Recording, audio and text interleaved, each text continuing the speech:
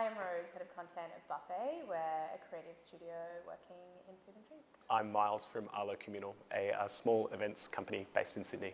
How did you get into Buffet Digital? Where were you working before? I started working as a writer and editor in beauty, and that in a roundabout way took me through writing for Broadsheet, and then made the full jump over to Buffet because that was the thing that I thought about the most. Nice. Yeah. Food in general.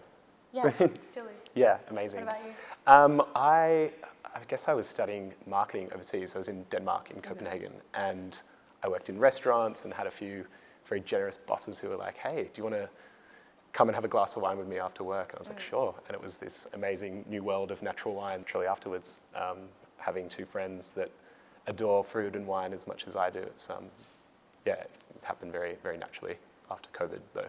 I find it really interesting with social media, like being able to see what people are doing in other major cities. Yeah. Kind of like there's places in New York where the guys are now, places in the UK and Barcelona that we drew lots of inspiration from. I think the thing that makes it feel different in Sydney is obviously like the food, the culture that surrounds food. I think Sydney's got a very strong food culture.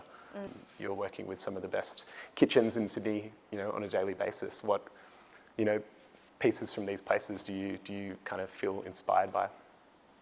That's such a difficult question to answer. I mean, I think from like a broader sense, a restaurant is really the sum of its parts. Like it's so much more than what just arrives on your plate when you start eating.